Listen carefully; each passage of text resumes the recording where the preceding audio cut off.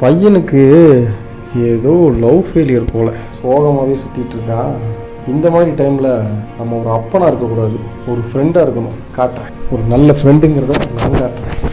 ஏய், சட்டையை போட்டு காருக்கு வா, ஒரு முக்கியமான வேலை, போயிட்டு வந்துடலாம். மறுத்தெல்லாம் பேசக்கூடாது, அப்பா சொன்னால் நீ வரணும்.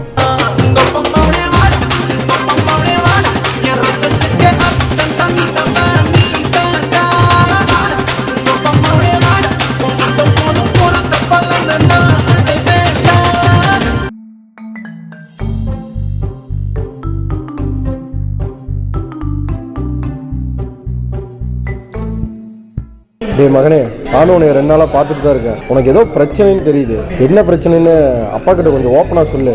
அப்பா தான் அப்பா வந்து ஏதாவது ரெடி பண்ணி தேற்ற முடியும். புரியுதுரா?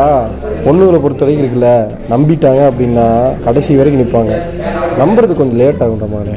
ஃபெயிலியரா? யாருக்கு? எனக்கா? யாரு சொன்ன? அதெல்லாம் ஒண்ணும் இல்லப்பா. உம்மன் இருந்தேன்னு நினைக்கிறியா? அதெல்லாம் ஒண்ணும் இல்லப்பா. தொடக்கில கொஞ்சம் படர்தாமற, அதனால கொஞ்சம் சோகம்.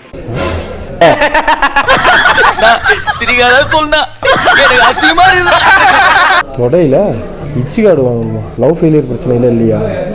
1500 செலவெல்லாம் பண்ணியிருக்கேன்டா.